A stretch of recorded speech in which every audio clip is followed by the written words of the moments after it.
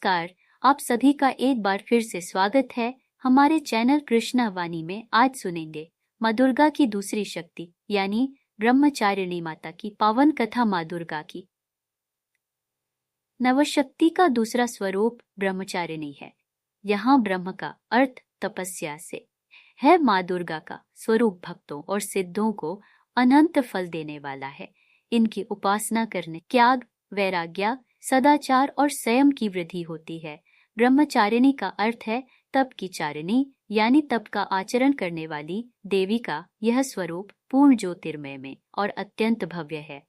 इन देवी ने दाएं हाथ में वे कमंडल धारण कर रखा है। पूर्व जन्म में इन्हीं देवी ने हिमालय के घर पुत्री के रूप में जन्म लिया था और नारद जी के उपदेश से ही इन्होंने भगवान शंकर को पति के रूप में प्राप्त करने के लिए घोर तपस्या की थी। इसी कठोर तपस्या के कारण इन्हें तपचारिणी यानी ब्रह्मचारिणी नाम से भी जाना जाता है।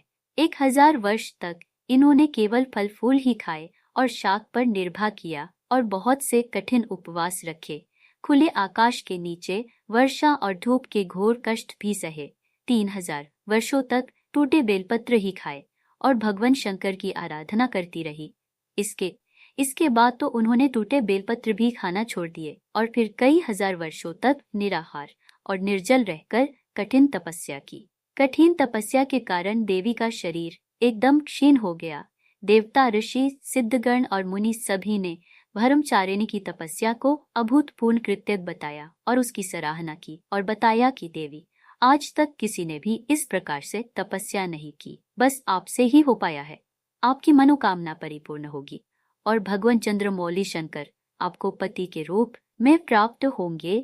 अब आप तपस्या करके घर लौट जाओ, जल्द ही आपके पिता के यह बुलावा आएगा। ये थी माता ब्रह्मचारिणी की कथा। इन देवी की कथा का सार यह है कि जीवन के कठिन संघर्षों में भी हमें मन को विचलित नहीं होने देना चाहिए। माँ ब्रह्मचारिणी देवी की कृपा से सर्व सिद्धि प्राप्त होती है। दुर्गा पूजा के दूसरे दिन देवी के इसी स्वरूप की उपासना की जाती है। माता ब्रह्मचारिणी के पूजन से पहले स्नान करके शुद्ध हो जाएं, फिर माता की प्रतिमा रखें या तस्वीर लगाएं। पूजा करते हुए शुद्ध मन से माता के नाम का स्मरण करते रहें।